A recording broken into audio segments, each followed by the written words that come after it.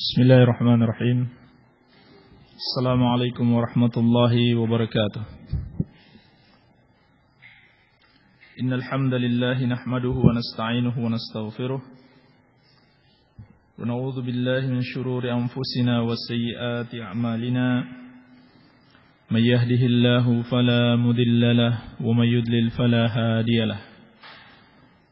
وأشهد أن لا إله إلا الله وحده لا شريك له وأشهد أن محمدا عبده ورسوله صلى الله عليه وعلى آله وصحابته أجمعين ومن تبعهم بإحسان إلى يوم الدين.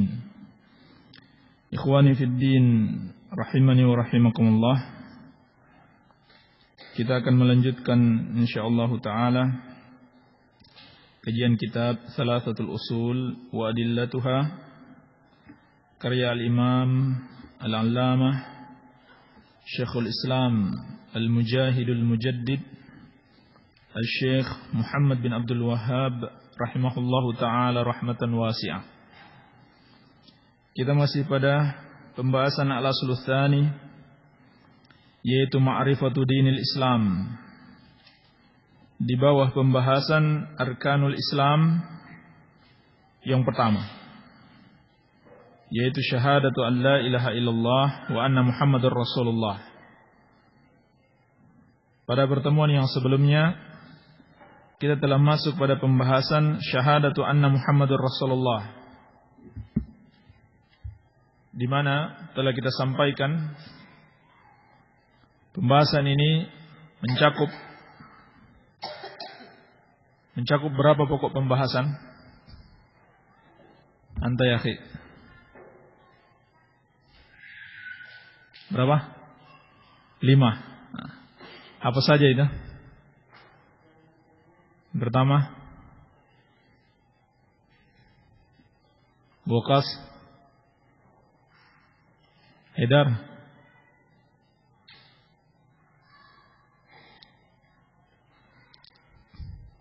siapa yang tahu? Yang pertama, muqaddimah. Yang kedua, dalil. Yang ketiga, makna. Yang keempat, rukun. Yang kelima, muqtada. Ahsan, tabarakallahu fiik. Ini 5 pembahasan yang akan kita bahas di dalam syahadatu anna Muhammadar Rasulullah. Muqaddimah, dalil, makna, rukun, dan muqtadah. Apa yang sudah kita bahas pada pertemuan yang lalu? Berapa pembahasan?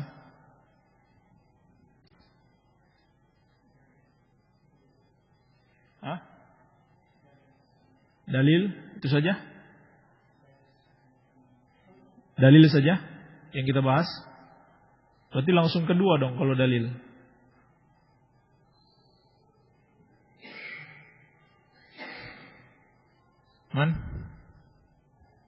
Apa yang dibahas? Atau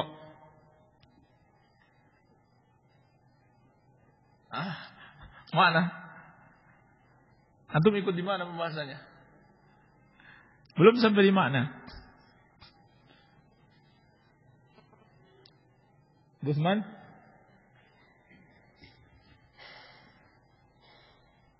Apa yang dibahas? Wakas? Muqaddimah? Muqaddimah saja? Sama dalil. Taib. Dalam muqaddimah, apa yang kita bahas? Fadhal akhi Abu Ilyas.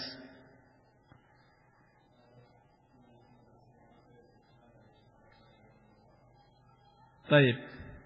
Kenapa syahadatu anna Muhammadar Rasulullah tidak dipisahkan dari kalimat la ilaha illallah? Kenapa Abu Ahmad?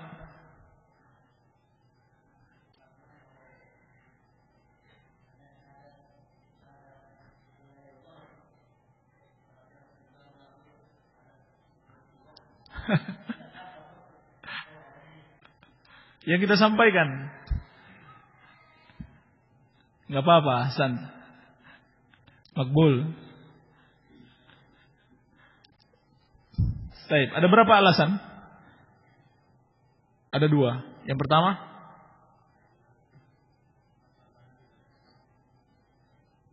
karena amalan memiliki dua syarat yang tidak bisa dipisahkan.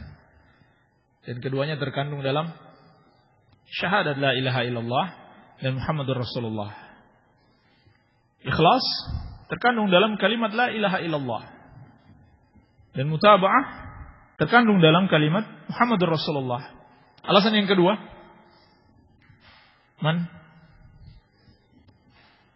kenapa? Nabi sallallahu alaihi wasallam muballigh anillahi subhanahu wa ta'ala. Hakikatnya beliau hanya menyampaikan wahyu dari Allah subhanahu wa ta'ala. Maka tidak bisa dipisahkan. Baik. Dalil syahadatu anna Muhammadar Rasulullah. Anu ya, samping Abu Ilyas. Mas siapa? Khairul anam, Masya Allah. Anta khairul anam. Labas. Fadal. Dalilnya. Laqad ja'akum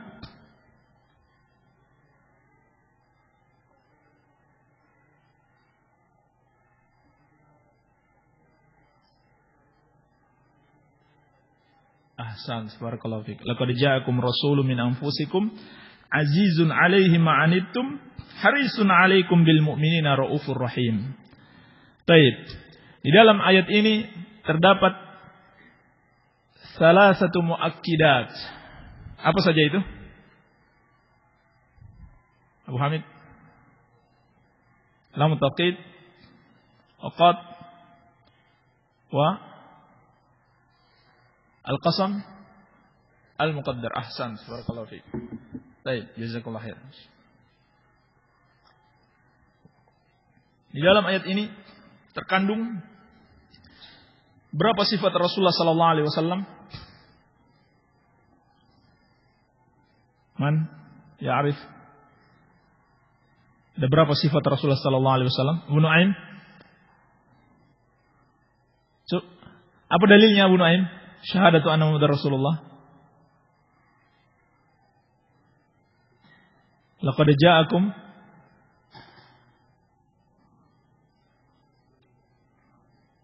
rasulun min anfusikum dan seterusnya ila akhiril ayat. Terkandung di dalamnya 5 sifat. Apa saja? Fadhal akhi.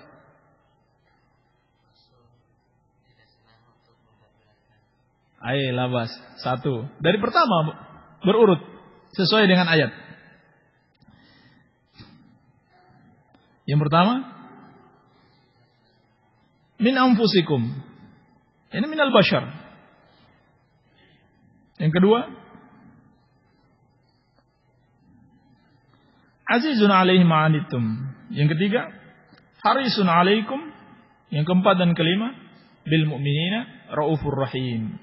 5 sifat Rasulullah sallallahu alaihi wasallam yang terdapat di dalam ayat ini. Baik, nuwasil insyaallah taala. Kita masih tersisa 3 pembahasan di dalam syahadatu anna Muhammadur Rasulullah. Pembahasan yang ketiga tentang makna syahadatu anna Muhammadur Rasulullah.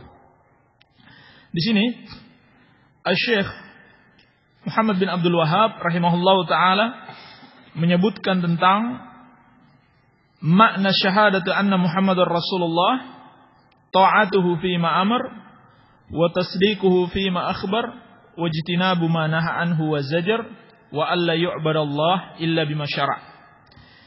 Tetapi barangkali yang lebih dapat memahamkan seperti dalam syarah Asy-Syaikh Al-Utsaimin rahimahullahu taala, beliau menyebutkan itu sebagai muqtada.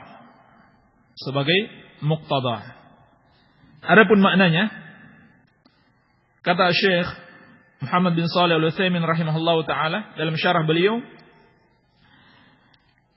qauluhu syahadatu anna Muhammadar Rasulullah, amma makna syahadati anna Muhammadur Rasulullah huwa al-iqraru bil lisan yaitu berikrar dengan lisan. Wal imanu bil qalbi, dan mengimani dengan hati. Bi anna Muhammad bin Abdullah al-Qurashi al-Hashimi Rasulullah sallallahu alaihi wasallam ila jami'il khalqi minal jinni wal ins.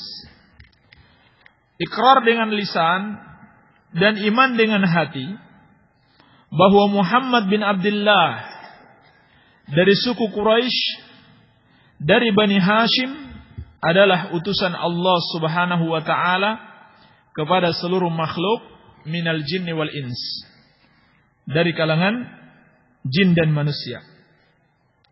Kama qala Allah taala, sebagaimana firman Allah Subhanahu wa taala, "Wa ma khalaqtul jinna wal insa illa liya'budun." Dan tidaklah aku ciptakan jin dan manusia kecuali agar mereka hanya beribadah kepadaku saja. Dan ini dalil bahwasannya Nabi sallallahu alaihi wasallam diutus dengan membawa syariat untuk jin dan manusia. Baik. Jadi makna syahadatu anna Muhammadur Rasulullah, berikrar dengan lisan, yakni ucapan asyhadu anna Muhammadur Rasulullah, yang disertai iman dengan hati.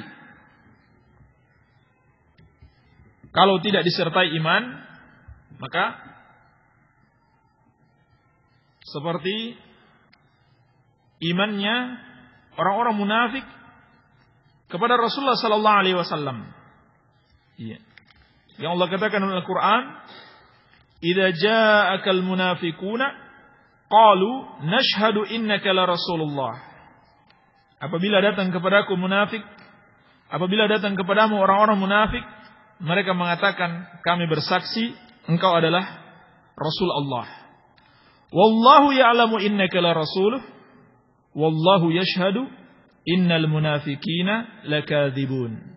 Dan Allah tahu engkau memang adalah rasulnya, dan Allah bersaksi orang-orang munafik itu lakadzibun, dusta. Jadi harus ikrar dengan lisan disertai dengan iman dengan hati bahwa Muhammad bin Abdullah al-Qurashi al-Hashimi, Muhammad anaknya Abdullah yang berasal dari suku Quraisy, yang berasal dari Bani Hashim. Ini nabi kita, bukan Muhammad bin Abdul Wahhab, tapi Muhammad bin Abdullah yang berasal dari suku Quraisy, yang berasal dari Bani Hashim, sebagai utusan Allah Subhanahu wa taala. Jadi Muhammad yang ini bukan Muhammad yang lain. Bukan Ahmad yang ini, bukan Ahmad yang lain. Bukan Mirza Ghulam Ahmad yang berasal dari India. Bukan dari suku Quraisy, bukan dari Bani Hashim. Bukan pula Ahmad Musaddiq orang Betawi yang mengaku sebagai Rasul, lalu menyebut nama kelompoknya dengan Al-Qiyadah Al-Islamiyah. Ya. Ini orang PBSI dulu, pemain bulu tangkis, tiba-tiba diutus menjadi Rasul. Baik. Bukan Ahmad Musaddiq, tapi Ahmad bin Abdullah, Muhammad bin Abdullah Al-Qurashi Al-Hashimi, sebagai utusan Allah Subhanahu wa taala kepada seluruh makhluk minal jin wal ins, dari kalangan jin dan manusia. Ini makna syahadatu anna Muhammadar Rasulullah. Pembahasan yang berikutnya tentang rukun. Rukun syahadatu anna Muhammadur Rasulullah. Rukunnya ada dua. Yang pertama, beriman bahwasannya beliau sallallahu alaihi wasallam sebagai hamba Allah Subhanahu wa taala. Yang kedua, beriman bahwasannya beliau sebagai utusan Allah Subhanahu wa taala. Ini adalah dua rukun. Apabila tidak terpenuhi salah satunya, maka akan rusak keimanan seseorang terhadap Muhammadur Rasulullah. Dan dua rukun ini menafikan sifat ifrat wa tafrid. Sifat ifrat indan nasara wa tafrid indal yahud. Dua rukun ini menafikan sifat ifrat, yaitu berlebih-lebihan. Berlebih-lebihan di dalam menghormati Rasul, dan menafikan sifat tafrid, yaitu melecehkan, meremehkan para Rasul. Yang pertama adalah sifat orang-orang Nasrani, berlebih-lebihan kepada Rasul yang diutus kepada mereka. Dan yang kedua adalah sifat orang-orang Yahudi, meremehkan, melecehkan, bahkan membunuh para Rasul yang diutus kepada mereka. Baik. Jadi seorang Muslim harus mengimani Nabi Sallallahu Alaihi Wasallam sebagai seorang hamba Allah. Maksudnya hamba Allah, manusia biasa seperti kita juga. Qul innama ana basyarum mithlukum. Katakanlah, aku hanya manusia seperti kalian juga. Dalam surat Al-Kahfi. Sebagai manusia, sebagai hamba Allah Subhanahu wa taala, Nabi sallallahu alaihi wasallam sama seperti kita. Beliau tidak mengetahui perkara gaib. Beliau tidak bisa memberikan kemanfaatan, tidak pula kemudaratan. Beliau menikah, kita juga menikah. Beliau makan, kita makan. Beliau tidur, kita juga tidur. Beliau terkadang berjalan di muka bumi, di pasar, di jalan-jalan, sama dengan kita. Dan beliau meninggal, sama dengan kita, juga meninggal dunia. Tidak ada bedanya. Semua khasaisul bashar, sifat-sifat manusia, ada dalam diri Rasulullah sallallahu alaihi wasallam. Bahkan beliau lupa sebagaimana kita juga lupa. Tidak sebagaimana Allah Subhanahu wa taala. Beliau tidak mengetahui perkara gaib. Sebagaimana firman Allah, "Qul la aqulu lakum 'indi khazainullahi wa la a'lamul ghaiba." Katakanlah wahai Muhammad, dalam surat Al-An'am ayat ke-50. Aku tidak memiliki perbendaharaan Allah Subhanahu wa taala. Wala alamul ghaib, dan aku tidak mengetahui perkara yang gaib. Jadi perbendaharaan Allah tidak bisa diminta kepada Rasulullah sallallahu alaihi wasallam. Bukan milik beliau, bukan hak beliau sama sekali. Beliau juga tidak mengetahui perkara yang gaib.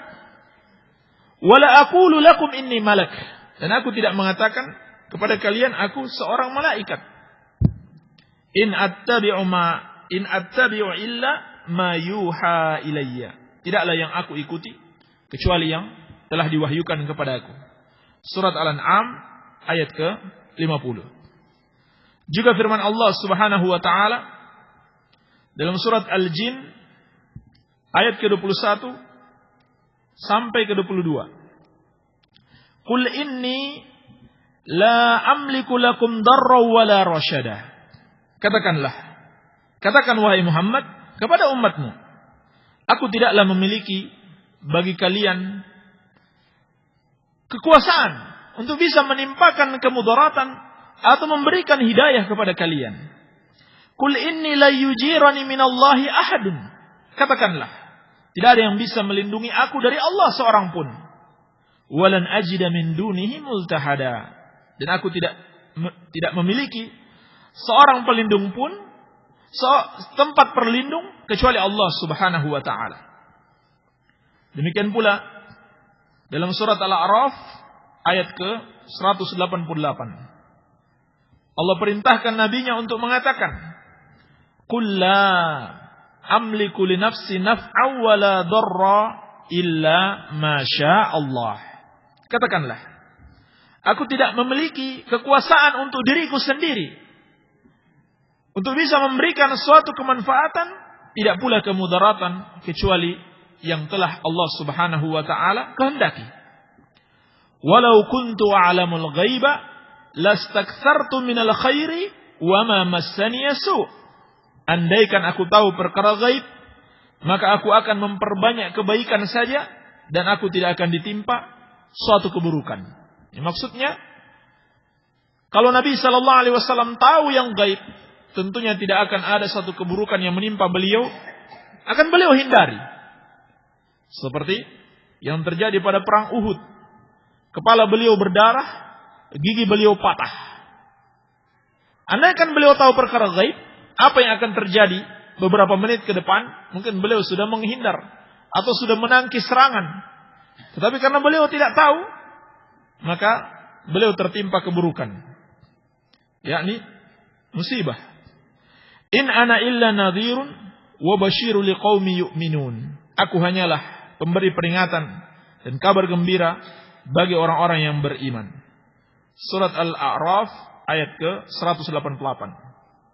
Ini sifat-sifat Rasulullah sallallahu alaihi wasallam sebagai seorang hamba, sebagai seorang manusia seperti kita juga, yang bertentangan dengan sifat orang-orang Nasrani, di mana mereka berlebih-lebihan di dalam mengagungkan, memuji dan menghormati Rasul yang diutus kepada mereka, sehingga mereka mengangkat beliau Nabi Isa alaihi salam melebihi derajatnya, melebihi kedudukannya. Mereka sembah beliau sebagaimana mereka menyembah Allah Subhanahu wa taala. Ini akibatnya. Ini akibatnya. Kalau berlebih-lebihan di dalam menghormati ataupun memuji Rasulullah sallallahu alaihi wasallam, dan beliau telah berpesan, "La tutruni kama atratin nasara ibn Maryam, innama ana abdun faqulu abdullahi wa rasuluh." Jangan kalian berlebih-lebihan di dalam memuji aku sebagaimana yang dilakukan orang-orang Nasrani kepada Isa bin Maryam. Aku ini hanyalah seorang hamba, maka katakanlah hamba Allah dan Rasulnya. Ini sudah pujian yang paling tinggi kalau kita mengatakan hamba Allah dan Rasulnya. Iya. Adapun beliau sebagai seorang Rasul, jelas dalil-dalilnya. Maka kita harus menghormati beliau. Walaupun beliau manusia biasa, tetapi jangan disamakan dengan manusia biasa dalam hal peneladanan. Berbeda. Ini kias yang fasid. Ya, sebagaimana kita jelaskan dalam Masailul Jahiliyah, kias yang fasid yang dimiliki oleh orang-orang jahiliyah. Mereka menyamakan Rasul sallallahu alaihi wasallam dengan manusia biasa dari sisi peneladanan. Sehingga mereka remehkan, mereka lecehkan, mereka hina, bahkan mereka membunuh para rasul yang diutus kepada mereka. Ini sifat orang-orang Yahudi, sifat yang menonjol dari orang-orang Yahudi.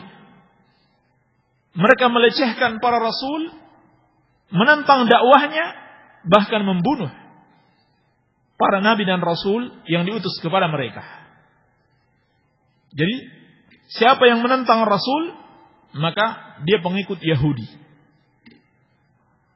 Bentuk penentangan kepada Rasul diantaranya dengan tidak mau meneladani beliau, dengan tidak mau mencontoh dan meneladani Rasulullah sallallahu alaihi wasallam.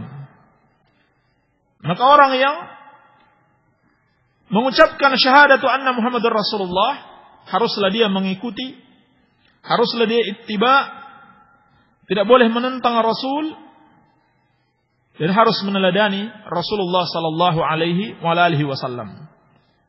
Baik. Pembahasan yang berikutnya, muqtada hadhihi syahadah. Konsekuensi dari syahadat ini. Dikatakan oleh Syekh rahimahullahu taala, ta'atuhu fi ma amar. Yang pertama, mentaati apa yang beliau perintahkan. Siapa yang beriman dengan Muhammadur Rasulullah, terlebih dia telah bersaksi dan meyakini dalam hati bahwa Muhammad bin Abdullah adalah Rasulullah, maka konsekuensi yang harus dia amalkan yang pertama adalah ta'atuhu fi ma amar. Hendaklah dia taat kepada beliau dalam apa yang beliau perintahkan. Dan hakikat ketaatan kepada Rasulullah sallallahu alaihi wasallam sama saja dengan taat kepada Allah Subhanahu wa taala. Sebagaimana Allah firmankan, "May yuti'ir rasula faqad ata'a Allah." Siapa yang taat kepada Rasul, maka dia telah taat kepada Allah. Surat An-Nisa ayat ke-80. "Wa ma arsalna mir rasulin illa liyuta'a biiznillah." Dan tidaklah kami mengutus seorang rasul kecuali untuk ditaati dengan izin Allah Subhanahu wa taala. An-Nisa ayat ke-63. Dan bagi siapa yang mentaati Rasul, dia akan mendapatkan hidayah. Itu berarti siapa yang tidak taat kepada Rasul, dia tidak akan mendapatkan hidayah Allah Subhanahu wa taala. Sebagaimana firman-Nya, "Wa in tuti'uhu tahtadu."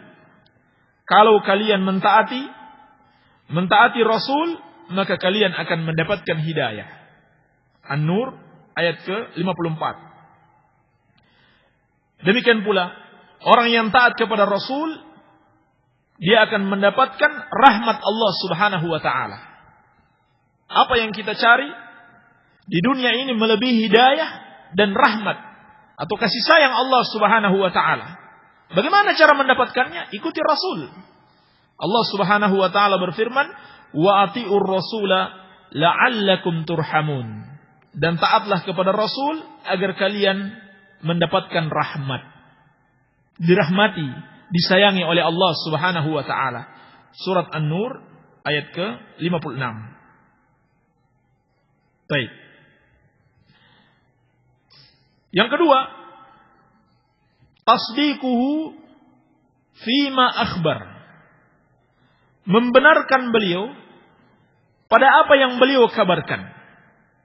Jadi semua yang datang dari Rasulullah sallallahu alaihi wasallam, semua yang beliau sampaikan harus kita benarkan, kita percayai. Khususnya yang berkaitan dengan perkara-perkara gaib yang tidak mungkin dijangkau oleh akal kita yang pendek. Jangan kita sok membanggakan akal kita seperti yang dilakukan oleh orang-orang filsafat atau ilmu kalam atau yang mereka istilahkan dengan filsafat Islam, di mana mereka tidak mau mengikuti semua yang datang dari Rasul dan tidak mau mempercayai. Kenapa? Karena alasan mereka tidak masuk akal. Sehingga banyak orang-orang filsafat atau ahlul kalam tidak percaya adanya surga dan neraka. Mereka tidak percaya adanya azab kubur. Tidak percaya dengan adanya hari kebangkitan. Lalu sebagian mereka untuk mendukung kesesatan mereka cari-cari alasan. Terkadang mereka katakan karena hadisnya hadis ahad. Ya. Ini paling ringan. Kalau dia mengatakan karena hadisnya hadis ahad. Yang lebih parah lagi, kalau mereka mengatakan karena tidak masuk akal. Tidak masuk akal. Bahkan mereka katakan itu hanya hayalan untuk menakut-nakuti manusia. Agar mau beramal kebaikan. Sehingga mereka mengatakan malaikat itu hanyalah potensi kebaikan yang ada dalam diri manusia. Sedangkan setan hanyalah potensi jahat yang ada pada diri manusia. Ini ahlul kalam.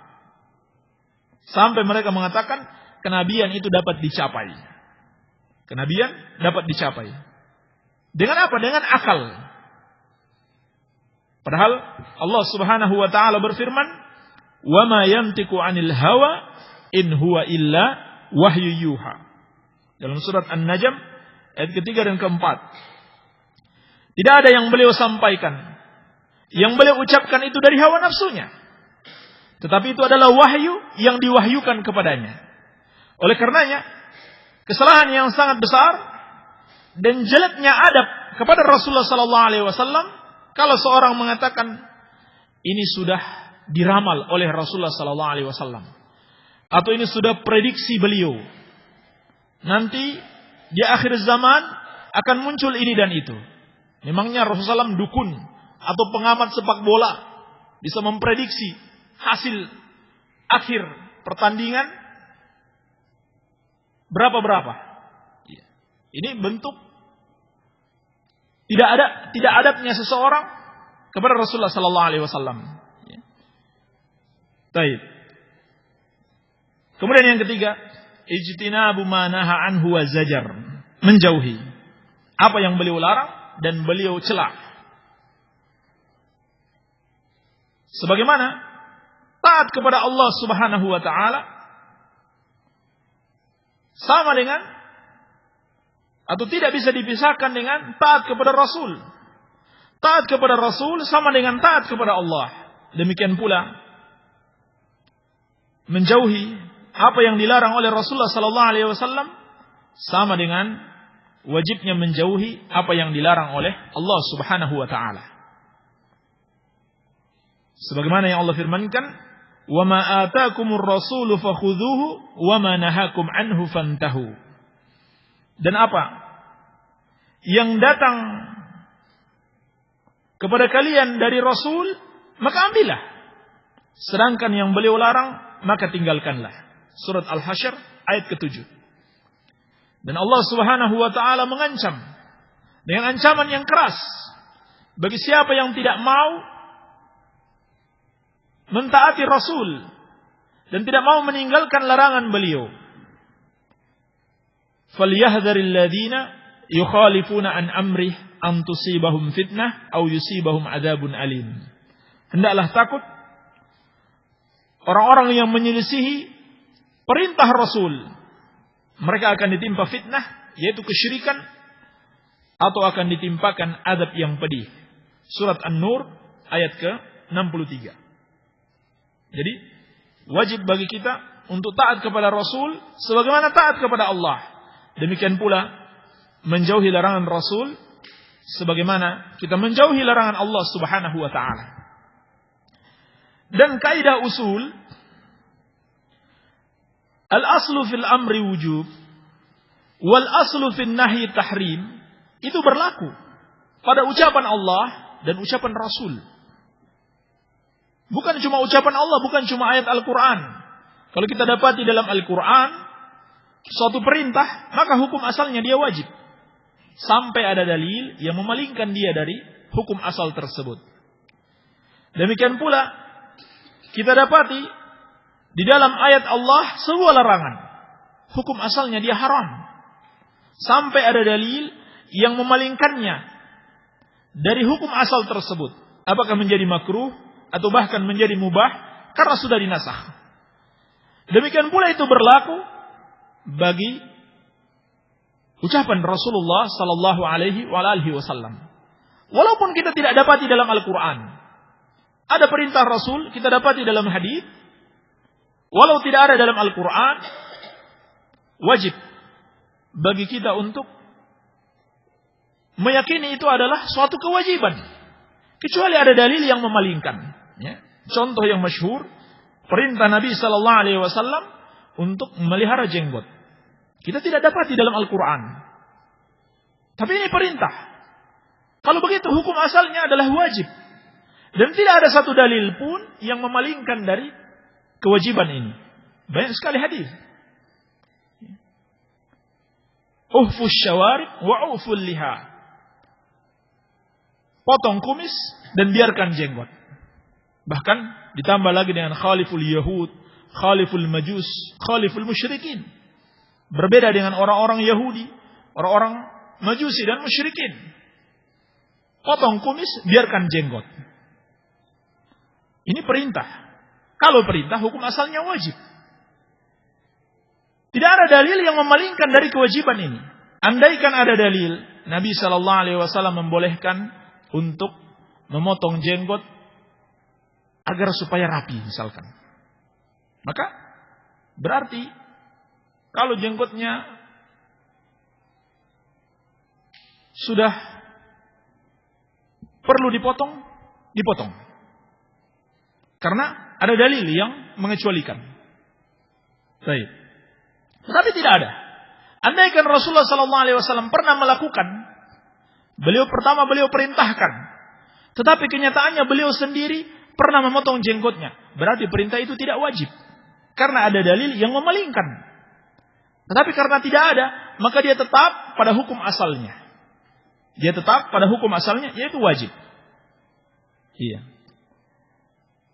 Kecuali ada dalil dari Abdullah bin Umar radhiyallahu anhu dalam riwayat Muslim, ketika beliau melakukan haji atau umrah, beliau memotong jenggotnya yang melebihi genggamannya. Tapi ini diingkari oleh para sahabat yang lainnya dan para ulama yang lainnya, dan tidak ada contohnya dari Rasulullah sallallahu alaihi wasallam. Iya. Tapi kalau seorang mau mengikuti pendapat tersebut, tidak bisa disalahkan. Sebab ada salafnya dalam masalah ini. Kalau dia meyakini benarnya dan meyakini hukum rafa'nya sampai kepada Rasulullah sallallahu alaihi wasallam. Yang salah besar kalau dia pegang begini dan dia potong di atasnya, bukan di bawahnya. Ini salah. Baik. Dan yang sahih, yang rajih, tidak boleh. Tidak boleh dipotong walaupun dalam haji dan umrah. Tidak ada riwayat dari Rasulullah SAW, tidak pula dari para sahabat yang lainnya, kecuali dari Ibnu Umar radhiyallahu taala anhuma. Tapi ini contoh. Adapun contoh larangan yang tidak ada dalam Al-Quran, larangan isbal, banyak sekali dalil sampai mutawatir. Ini hadis-hadisnya mutawatir ma'nawi. Larangan isbal. Ini subhanallah, banyak sekali larangan isbal. Banyak sekali sahabat yang meriwayatkan. Kenapa? Sedikit yang mengetahui. Sebab wa qalilun min ibadiyasy syakur. Sedikit hamba-hambaku yang bersyukur. Wa in tuti aktsara man fil ardi yudilluka an sabilillah. Kalau kamu mengikuti kebanyakan orang di muka bumi ini, mereka akan menyesatkan kamu dari jalan Allah. Hadis-hadis mutawatir tentang larangan isbal. Larangan menggunakan pakaian sampai menutupi mata kaki. Kenapa banyak yang tidak tahu? Jadi, banyaknya orang bukan sebagai ukuran kebenaran atau kesalahan. Tetapi yang menjadi ukuran Al-Quran wa sunnatu Rasulillah sallallahu alaihi wasallam. Ma asfala minal ka'bain minal izari finnar.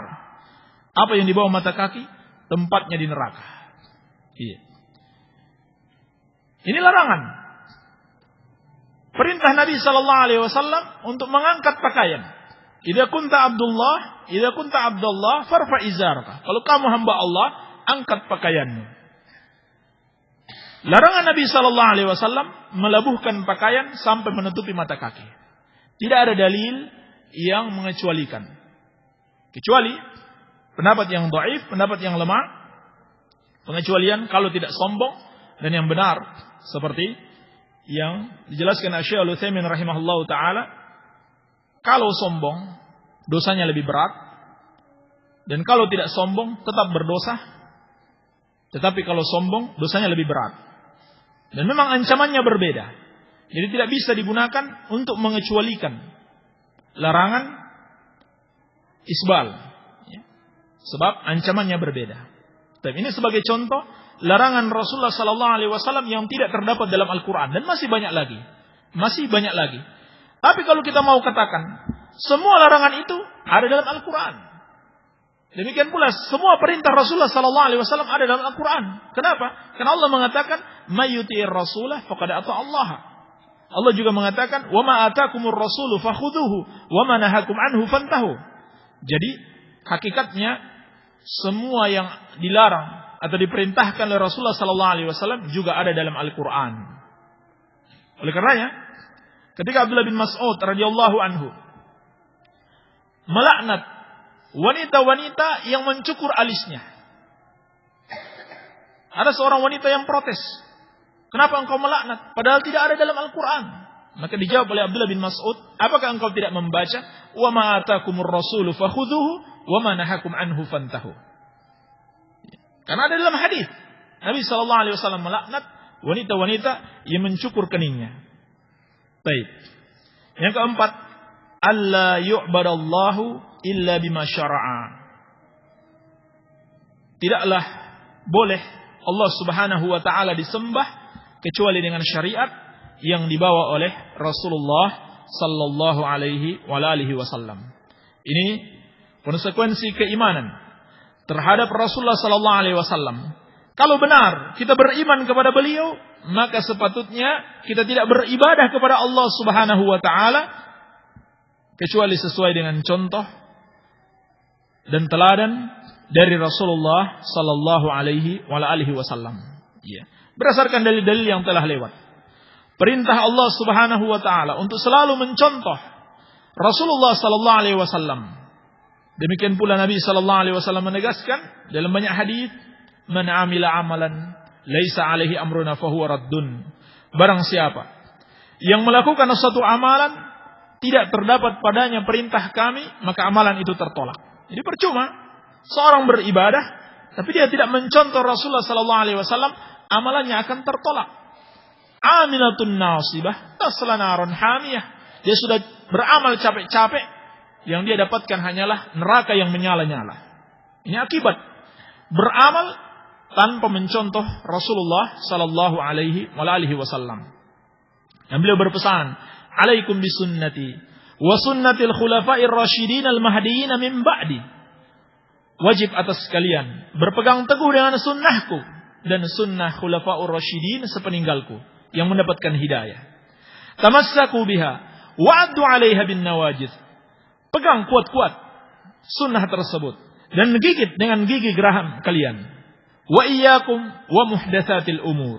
Dan hati-hati kalian dari perkara-perkara baru di dalam agama. Fa inna kulla muhdatsatin bid'ah. Karena setiap yang baru itu bid'ah. Wa kulla bid'atin dhalalah. Dan setiap bid'ah itu sesat. Wa kullu dhalalatin finnar, dan setiap yang sesat tempatnya di neraka. Hadis Irbad bin Sariyah radhiyallahu taala anhu. Iya. Jadi sepatutnya seorang yang beriman bahwa Muhammadur Rasulullah, dia tidak boleh beribadah kecuali sesuai dengan petunjuk Rasulullah sallallahu alaihi wasallam. Inilah salah satu sebab kenapa bid'ah itu lebih berbahaya daripada maksiat. Sebab bid'ah itu langsung berhadapan dengan aslun min usulil Islam. Akidah yang sangat mendasar dalam Islam. yakni Muhammadur Rasulullah. Ahmadiyah itu seluruh ulama sepakat mereka itu kafir, padahal mereka beriman kepada Allah Subhanahu wa taala. Artinya mereka meyakini sesembahan mereka adalah Allah. Tetapi seluruh ulama sepakat mereka itu kafir. Tidak ada satupun ulama di muka bumi ini yang mengatakan Ahmadiyah bagian dari kaum muslimin. Kenapa? Kesalahannya satu. Kesalahannya yang paling mendasar. Tidak beriman dengan Nabi sallallahu alaihi wasallam. Itu pun bukan tidak beriman dengan semuanya. Cuma tidak beriman satu saja. Yang paling mendasar. Tidak beriman bahwa beliau sebagai Rasul yang terakhir. Bagaimana lagi kalau dia mengingkari seluruh yang diwajibkan untuk diimani pada diri Rasulullah sallallahu alaihi wasallam. Dia cuma tidak beriman bahwa Nabi sallallahu alaihi wasallam sebagai Rasul yang terakhir. Bukan dia tidak beriman Nabi Muhammad sallallahu alaihi wasallam sebagai Rasul. Dia percaya Nabi sebagai Nabi dan Rasul. Yang dia tidak imani hanyalah Nabi sallallahu alaihi wasallam sebagai Rasul yang terakhir. Karena sebab itu mereka kafir kepada Allah Subhanahu wa taala dengan kesepakatan seluruh ulama. Jadi ini masalahnya akidah, masalahnya aslun min usulil Islam, masalah pokok. Sehingga bid'ah itu lebih berbahaya dan lebih dicintai iblis, lebih dicintai oleh syaitan. Iya. Dari sisi ini. Baik. Inilah konsekuensi beriman kepada Muhammadur Rasulullah. Syahadatu anna Muhammadur Rasulullah, haruslah seorang taat kepada beliau, mempercayai ucapan-ucapan beliau dan tidak menentang ucapan-ucapan beliau dengan akal-akal dan pendapat-pendapat manusia.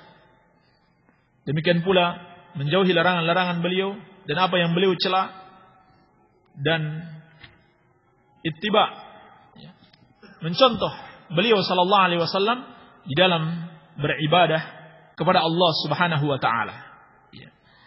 Alhamdulillah, kita telah selesai dari 5 pembahasan yang berhubungan dengan syahadatu anna Muhammadur Rasulullah. Semoga ada manfaatnya. Lebih dan kurangnya saya mohon maaf. Wabillahi taufik. Subhanakallahumma wa bihamdika, asyhadu an la ilaha illa anta, astaghfiruka wa atubu ilaik. Wa sallallahu ala nabiyyina Muhammadin wa alihi wasallam. Wa akhiru da'wana anil hamdulillahi rabbil alamin.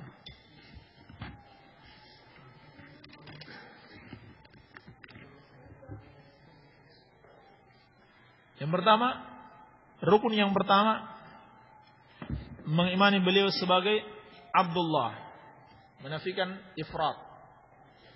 Yang kedua, mengimani sebagai Rasul, menafikan tafrid. Ifrat, berlebih-lebihan, tafrid, meremehkan. Yang pertama sifat Nasara, yang kedua sifat Yahudi.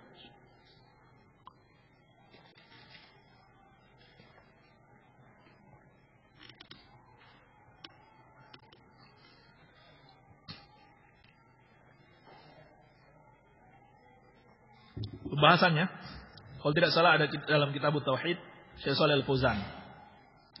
Adapun pembahasan muqtadah yang disertai dengan dalil-dalil pada syarah Syekh Shalih Al-Fauzan.